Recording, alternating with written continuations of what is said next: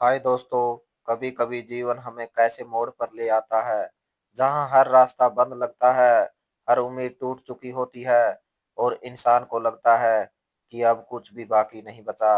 अपनों का दिया गया गाँव उनकी बेवफाई और वह खामोशी जो दिल में रच बस जाती है, सब कुछ खत्म करने पर मजबूर कर देती है। लेकिन कभी कभी इन्हीं टूटे पलों में एक ऐसा रिश्ता, एक ऐसी रोशनी हमारे सामने आती है जो ना सिर्फ हमें जीने का हौसला देती है बल्कि हमारा भाग्य ही बदल देती है। यह कहानी है एक ऐसी अजनबी की जो सड़क पर मौत की तलाश में निकला था, मगर किस्मत ने उसे एक नई जिंदगी दे दी। मैं अपने माता पिता का बड़ा बेटा था। मेरे पिताजी ने अपनी नौकरी मेरे नाम की थी।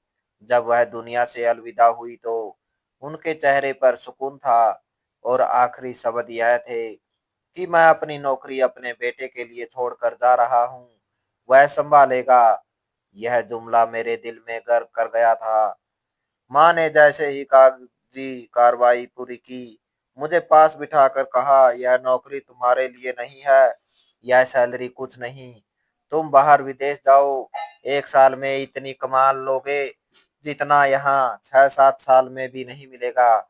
माँ की बात से इनकार करना मेरे लिए असंभव था। उनके बलिदान याद थे मुझे। उनके प्यार पर शक करना मेरे लिए पाप के बराबर था।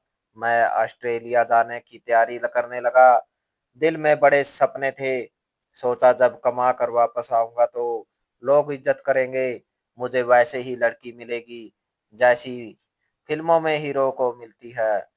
बहनों को शानदार दहेज दूंगा, उनकी शादी राजकुमारियों की तरह करूंगा। लेकिन सच्चाई बड़ी कठिन निकली। धूप, सर्दी, मालिक की डांट, भूखा रहना, दिन रात की शिफ्ट, सब कुछ सहन किया। कभी शिकायत नहीं की क्योंकि दिल में माँ के आशीर्वाद का सहारा था। हर महीने वेतन घर भेजता, माँ को कहता किसी चीज की कमी हो तो बताएं, लेकिन कभी उनकी जुबान से कोई इच्छा ना सुनी। मगर जब भी अपनी शादी की बात करता तो वह बात बदल देती। कभी कहती अभी सही समय नहीं है, कभी कहती बहनों की शादी पहले करना है। मैं मान जाता क्योंकि मैंने कभी माँ की बात टाली नहीं थी। इसी तरह 9 साल गुजर गए। घर में बहन भाई, बहन की शादी थी। छुट्टी लेकर अचानक घर आ गया। घर आकर देखा माँ लेटी हुई थी। मुझे देखकर उन्हें जैसे कोई खुशी ना हुई हो। बहन की शादी अच्छे से हो गई। शादी के बाद मैंने माँ से अपनी शादी की बात की तो वो तो जैसे भड़क उठी। बोली, मैं मर रही हूँ और तुम्हें शादी की पड़ी है। मुझे बहुत शर्मिंदगी हुई और अगले ही दिन मैं वापस चला गया। फिर एक दिन मेरे कजिन का फोन आया।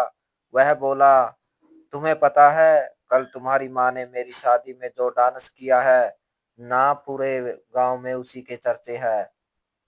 यह सुनकर मेरे पैरों के नीचे से जमीन निकल गई। माँ तो मेरे सामने मरी मरी सी लेटी रहती थी और यहाँ नाच रही थी। उस दिन मेरा दिल टूट गया। मैंने शादी की बात करना ही छोड़ दी। छोटे भाई की शादी हो गई। उसकी पत्नी काफी सुंदर और बहुत अच्छे स्वभाव की थी। जब वह बच्चे को गोद में उठाकर स्टेटस लगाता, मेरा बेटा मेरी दुनिया, तो मेरा दिल छल छलनी हो जा उठता। आंखों से आंसू बहने शुरू हो जाते। सोचता अगर सही समय पर मेरी शादी हो गई होती तो आज मेरा भी बेटा होता जो मुझे भी पापा कहता। लेकिन समय गुजर चुका था। 17-18 साल गुजर गए। मैं वहीं रहा। वही अकेलापन, वही मजदूरी, वही रेगिस्तानी गर्मी, वही परदेशियों वाला जीवन। मेरी झुर्रियां बढ़ती गई। वेतन में उन्नति हुई लेकिन काम ना बदला। मैं ऊंची ऊंची बिल्डिंगें, गांव की खिड़कियां साफ करता था। हर दिन निकलते समय यही प्रार्थना करता, हे भगवान आज भी मेरी रक्षा करना, कहीं रस्सी ना टूट जाए, कहीं हाथ ना छूट जाए। पैसा बढ़ा लेकिन प्यार कम होता गया क्योंकि इंसान पैसा तो कमा सकता है लेकिन अपनों का प्यार नहीं खरीद सकता। मेरी मेहनत से घर चला, बहनों की शादी हुई, भाइयों के सपने पूरे हुए, लेकिन मैं खुद अधूरा ही रहा। फिर एक दिन एक बिल्डिंग की खिड़की साफ करते समय मेरा संतुलन बिगड़ा। रस्सी खींच गई और जैसे ही रस्सी टूटी, मैं नीचे जा गिरा। होश आया तो पैर में हसनिया दर्द था। डॉक्टर ने कहा, अब आप अपना पुराना काम नहीं कर सकते। दोस्तों ने थोड़ा सहारा दिया, दवाइयां दिलाई, लेकिन फिर साफ कह दिया, तू अब घर चला जा। यहाँ अब कोई तेरे लिए कुछ नहीं कर सकता। मुझे टिकट दिलवाया और मैं भारत लौट आया। लेकिन जब लंगड़ाती चाल और घायल शरीर के साथ घर पहुंचा तो किसी की आंख में खुशी ना थी, बस हैरत थी। घर वाले सोचने लगे, अब यह बोझ बनेगा हमारे लिए। माँ भी बदल चुकी थी।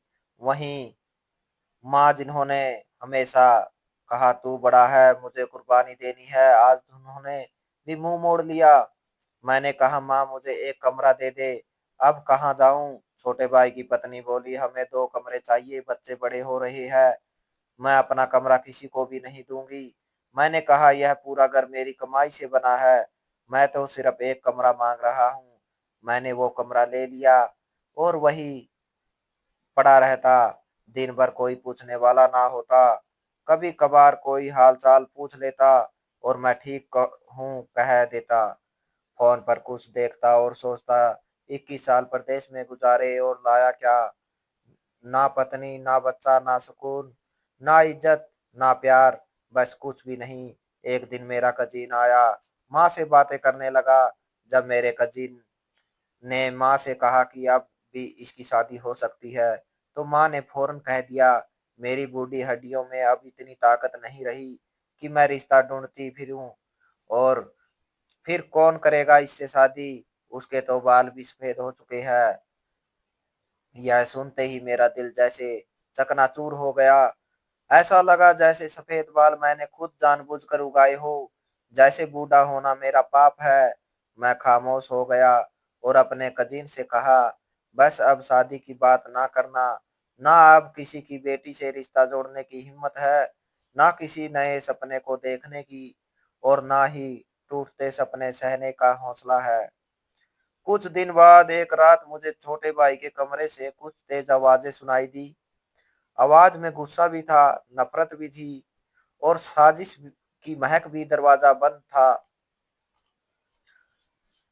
मैं दीवार के साथ कान लगाए सुनता रहा। छोटे भाई की बहू कह रही थी, तुम्हारा भाई क्यों हमारे कमरे पर कब्जा किए हुए है, इसे निकालो यहाँ से, हमने दो कमरे मांगे थे और यह खुद एक पर कब्जा करके बैठ गया है। नीनू कह रहा था, यार वो मेरा भाई है, कैसे निकाल दूं, मजाक थोड़ी है, ऐसा कुछ होना चाहिए, कोई बड़ी बात, कोई सबूत, ताकि माँ को भी विश्वास आ जाए और रिश्तेदार भी कुछ ना बोल सके।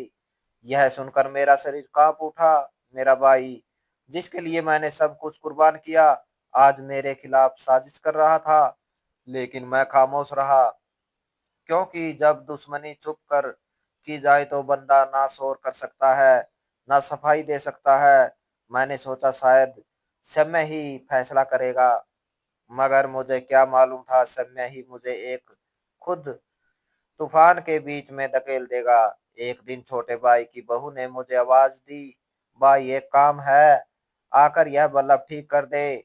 नीनू घर पर नहीं है। मैं खुश हो गया, सोचा कम से कम किसी काम के काबिल तो समझा गया हूँ, वरना तो मुझे देखना भी पसंद नहीं करती। मैं कमरे में गया, बल्लभ की ओर बढ़ा ही था कि अचानक उसने दरवाजा बंद कर दिया। फिर चीखने लगी, कपड़े फाड़ने लगी, नीनू मुझे बचाओ, यह मुझे हाथ लगा रहा है, यह मेरे साथ कुछ गलत करने आया है। मैं दंग रह गया, पागल हो गई हो क्या, तुमने खुद बुलाया था मुझे। लेकिन वो चीखती रही जैसे मैं कोई जानवर हूँ। मैं दरवाजे की तरफ भागा। जैसे ही बाहर निकला, सामने नीनू और मेरा दूसरा भाई खड़े थे। कहने लगे, शर्म आनी चाहिए, शादी नहीं हुई, इसका मतलब यह थोड़ी है तुम घर की औरतों पर नजर रखो। मैं बेबस हो गया। भगवान से डरो, मैंने कुछ नहीं किया, इसने खुद बुलाया था, कहने लगे, क्यों बुलाएगी वो तुम्हें? उसका जवान पति है, फिर तुम्हें क्यों बुलाएगी? मैं चिल्लाता रहा, यह सब झूठ है, एक साजिश है मुझे घर से निकालने की। लेकिन किसी ने मेरी बात नहीं सुनी, क्योंकि लोगों को वही सुनाई देता है जो वो सुनना चाहते हैं। फिर आदेश आया, आधी रात हो गई है, निकल जाओ इस घर से। मैंने कहा, कहाँ जाऊं? यह मेरा अपना घर है। बोले, यह सब नहीं जानते, और मुझे धक्का देकर निकाल दिया, जैसे मैं कोई चोर हूँ, कोई मुजरिम हूँ। मैं बाहर निकला तो मेरा पूरा शरीर कांप रहा था, दीवार से लगकर बैठ गया।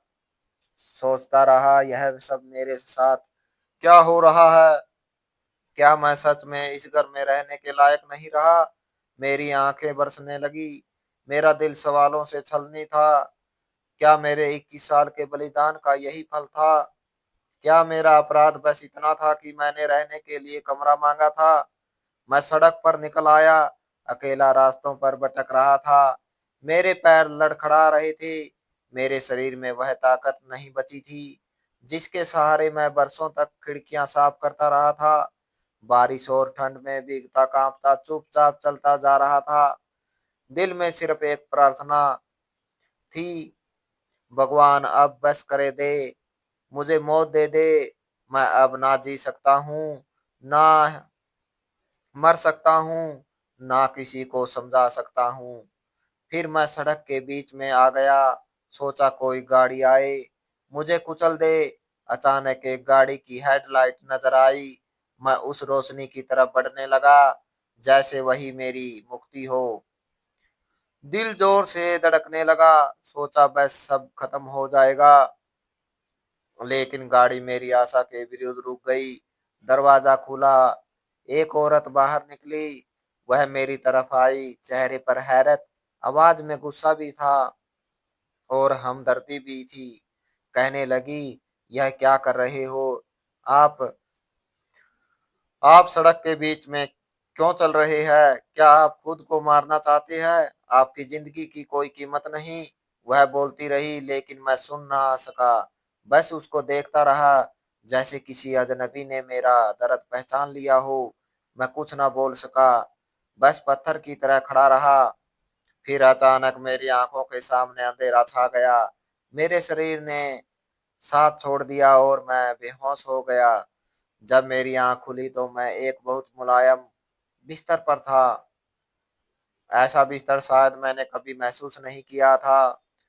कमरे में हल्की हल्की रोशनी थी और खामोशी छाई हुई थी, मगर दिल में एक अजीब सा सुकून था, जैसे कोई बहुत बड़ा बोझ उतर गया हो। मेरे पास ही एक डॉक्टर बैठा था, जो मेरा बीपी चेक कर रहा था, और सामने वही औरत खड़ी थी जो मुझे सड़क पर मिली थी। वह डॉक्टर से घबराई हुई पूछ रही थी, यह कैसा है, कोई खतरा तो नहीं? डॉक्टर ने जवाब दिया, चिंता की कोई बात नहीं, इसकी तबीयत संभल रही है, बस इसका ब्लड प्रेशर बहुत नीचे चला गया है था, इसलिए बेहोश हो गया, लेकिन अब सब कुछ ठीक हो जाएगा। वह औरत संतुष्ट हुई और मेरे चेहरे को इस तरह ध्यान से देखने लगी, जैसे किसी अनजान आदमी को नहीं, बल्कि किसी पुराने गांव को पढ़ने की कोशिश कर रही हो। कुछ देर बाद डॉक्टर चला गया। अब कमरे में सिर्फ मैं और वह औरत बचे थे। वह बड़े ध्यान से मेरी ओर देख रही थी। उसकी आंखों में एक अजीब सी इज्जत थी, जैसे बरसों की पहचान हो, मुझे कोई खोया हुआ रिश्ता दोबारा मिल गया हो। उसने थोड़ा मुस्कुराकर अपना परिचय करवाया, मेरा नाम शिल्पा है, यह घर मेरा है और मैं यहाँ अकेली रहती हूँ। यह सुनकर मुझे कुछ हैरत हुई, इतना शानदार घर और इसमें अकेली औरत। मुझे लगा इसके पीछे कोई कहानी छुपी हुई है। फिर उसने पूछा, आप मेरी गाड़ी के सामने क्यों आ गए थे? आप सड़क के बीचों बीच क्यों चल रहे थे? मैंने उसकी आंखों में देखकर जवाब दिया, उससे पहले आप यह बताएं कि आप इतनी रात गए गाड़ी क्यों लेकर निकली थी? वह मुस्कुराई और नरमी से बोली, पहले आप मेरे सवाल का जवाब दे दे तो अच्छा होगा। मैंने नजरें झुका ली और अपनी सारी कहानी सुना दी। दिल में दबे हुए वह सारे दुख दर्द जो बरसों से दिल के अंदर बंद थे, शब्दों का रूप लेकर बाहर आ गए। मैंने उसे बताया कि मैं अपनी जिंदगी खत्म करना चाहता था, क्योंकि मुझे लगता था कि इस दुनिया में मेरे लिए कुछ नहीं बचा। अपने ही घर से निकाल दिया गया था, अपने ही लोगों ने धोखा देकर सब कुछ छीन लिया था। अब मैं कहीं का नहीं रहा था, इसलिए सड़क के बीचों बीच चल रहा था, ताकि कोई गाड़ी मुझे टक्कर मार दे और मेरी जिंदगी खत्म हो जाए। मेरी बात सुनकर वह कुछ देर चुप रही, जैसे बोलने के लिए शब्द ढूंढ रही हो।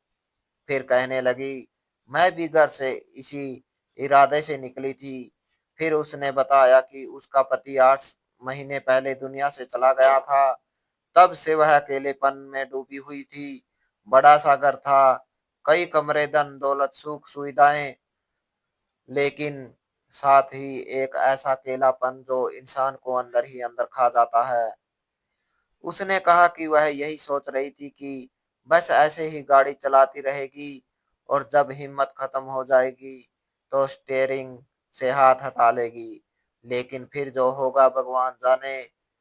उसकी बात सुनकर मैं भी हैरान रह गया। हम दोनों ही उस रात मौत की तलाश में निकले थे। हम दोनों ही अंदर से टूट चुके थे। शायद यही भगवान की इच्छा थी कि हम दोनों एक दूसरे से मिले। कुछ देर हम खामोश रहे, लेकिन उस खामोशी में भी एक सुकून था, एक नया एहसास, जिंदगी की तरफ लौटने की पहली सीढ़ी। शिल्पा ने कहा, अगर आप चाहे तो कुछ दिन यहाँ रुक सकते हैं। वैसे भी आपकी हालत ऐसी नहीं है कि अकेले बाहर जा सके। ना आपका पैर ठीक है, ना तबीयत। मैंने उसका धन्यवाद किया और कुछ दिन वहीं रुक गया। इन कुछ दिनों में हम दोनों एक दूसरे के काफी करीब आ चुके थे। चाय पीना, खाना खाना, छोटी छोटी बातें करना, सब आम बात हो गई थी। हम अपने दुख एक दूसरे के साथ बांटने लगे, जैसे बरसों की पहचान हो। एक दिन उसने मेरी तरफ देखा और कहा, मैं आपसे कुछ कहना चाहती हूँ। मैंने कहा, जी कहिए। थोड़ी देर चुप रही, फिर बोली, मैं चाहती हूँ कि आप मेरे पति बन जाएं। मैं अकेली हूँ, आप भी अकेले हैं। हम दोनों एक दूसरे को समझते हैं और मुझे विश्वास है कि आप मेरे लिए अच्छे जीवन साथी बनेंगे। मैं कुछ पल चुप रहा, लेकिन दिल के अंदर कहीं खुशी की एक लहर दौड़ गई, क्योंकि पहली बार किसी ने मुझे इतनी इज्जत दी, मुझे चाहा। मैंने तुरंत हाँ कर दी और हम दोनों ने कोर्ट मैरिज कर ली। शिल्पा एक बहुत अमीर औरत थी, उसके पास हर सुख सुविधा थी, घर, नौकर, गाड़ियां, गहने, बैंक बैलेंस। लेकिन एक चीज की कमी थी, एक ऐसा पति जो उसे समझे और उसके साथ बैठे बातें करें, उसकी खामोशी को महसूस करें। और वह पति उसे मेरे रूप में मिल गया। अब हम दोनों इस बड़े से बंगले में सुकून से जिंदगी गुजार रहे हैं। ना मुझे किसी चीज की चिंता है और ना ही उसे, क्योंकि हम दोनों ने अपने जीवन की सबसे बड़ी जंग जीत ली, अकेलेपन की जंग। शिल्पा का पति एक बहुत बड़ा बिजनेस छोड़कर गया था, जो बहुत सफल भी था, लेकिन उसके जाने के बाद वह बिजनेस जैसे एक लावारिस लाश बनकर रह गया था, जिसमें जान ही ना हो। एक दिन शिल्पा ने कहा, अब यह सब कुछ तुम संभालो, क्योंकि मैं माँ बनने वाली हूँ। ना मैं ऑफिस जा सकती हूँ, ना मीटिंग अटेंड कर सकती हूँ। मैंने ऑफिस जाना शुरू किया, कुछ ही महीनों में सारा बिजनेस मेरी समझ में आ गया। मैंने उसे नए अंदाज से चलाया, दिन रात मेहनत की, क्योंकि अब वह सब कुछ सिर्फ उसका नहीं, मेरा भी था। और फिर एक दिन वह पल आया जो मेरे जीवन की एक परीक्षा था। आज ऑफिस में इंटरव्यूज हो रहे थे। मैं अपनी टीम के साथ बैठा था। उम्मीदवार आते जा रहे थे और इंटरव्यूज होते जा रहे थे। तभी मुझे बताया गया कि जिस लड़के को अंदर बुलाया जा रहा है वह कोई और नहीं, मेरा छोटा भाई था। वही भाई जिसने आधी रात को मुझे धक्के देकर माँ के सामने घर से निकाला था। वो अंदर आया, मुझे देखकर चकरा गया। बोला, आप यहाँ? आप तो ऐसे लग रहे हैं जैसे मालिक हो इस कंपनी के। मैंने कहा, तुम्हारी आंखें ठीक कह रही है, मैं ही इस कंपनी का मालिक हूँ। मैंने पूछा, तुम यहाँ क्यों आए? वो बोला, नई नौकरी की तलाश में हूँ, पुरानी नौकरी छूट गई है, घर की हालत बहुत खराब है। आप तो मेरे बड़े भाई हैं, आप तो जरूर मेरी मदद करेंगे। मैंने कहा, क्यों नहीं, जरूर, तुम बाहर बैठो, हम बात करके बताते हैं। वह खुशी खुशी चला गया, लेकिन मेरे दिल में खामोश गांव फिर से हरा हो गया। कुछ देर बाद जब हमने रिजल्ट सुनाया तो एक दूसरे उम्मीदवार का नाम लिया। वह ज्यादा काबिल और अनुभवी था, मेरे भाई का नाम नहीं लिया गया। अगले दिन वह मेरे ऑफिस आए और बोला, आपने मेरे साथ अच्छा नहीं किया, मुझे नौकरी क्यों नहीं दी? मैंने कहा, और उस रात तुमने मेरे साथ क्या किया था, याद है? तुमने माँ के सामने मुझे धक्के देकर निकाला, पत्नी से झूठा आरोप लगवाया, सारी योजना तुमने बनाई ताकि मैं वह कमरा छोड़ दूं। अब तुम मुझसे कैसी उम्मीद रखते हो? वह शर्मिंदा हो गया और बोला, मगर अब तो आपके पास सब कुछ आ गया है, इसलिए आप हम जैसे लोगों को बेकार समझते हैं। मैंने कहा, हाँ, तुम यही समझ लो, क्योंकि तुम जैसे लोग सिर्फ अपना फायदा देखते हो। जब किसी के पास कुछ ना हो तो उसके लिए मुश्किलें बढ़ा देते हो, और जब वह सफल हो जाए तो उसी के दरवाजे पर आ जाते हो। मुझसे अब कुछ मत मांगो, मैं अब वह नहीं रहा जिसको तुमने उस रात को घर से निकाल दिया था। अब मैं अपनी पत्नी के साथ अपना जीवन गुजार रहा हूँ। जीवन का सबसे बड़ा सच यह है कि समय ना किसी का इंतजार करता है, ना किसी का बलिदान को देखता है, बस गुजर जाता है और पीछे यादें छोड़ जाता है। रिश्ते अगर सिर्फ फायदे पर चलते हो तो वह रिश्ते नहीं होते, वह बस कुछ समय के संबंध होते हैं। हम अक्सर अपने परिवार के लिए सब कुछ कुर्बान कर देते हैं, अपना बचपन, अपनी जवानी, अपने सपने, लेकिन बदले में हमें धोखा ही धोखा मिलता है। और जब वह धोखा अपनों के हाथों हो तो दिल टूट जाता है। मगर याद रखें, भगवान बहुत बड़ा है, वह जिसे चाहे बना दे, जिसे चाहे मिटा दे। जो हमें चोट देते हैं, हमें उन्हें मरहम की उम्मीद नहीं रखनी चाहिए।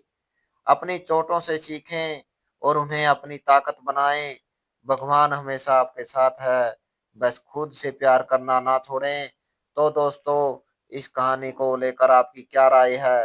कमेंट बॉक्स में कमेंट करके जरूर बताएं। और अगर आपको हमारी आज की कहानी अच्छी लगी हो तो प्लीज इसे लाइक जरूर करें। अगर आपने अभी तक हमारे एसके की जुबानी 2.0 चैनल को सब्सक्राइब नहीं किया तो जरूर कर लीजिए। तो मिलते हैं ऐसी और एक और मोटिवेशनल कहानी के साथ। Thanks for watching.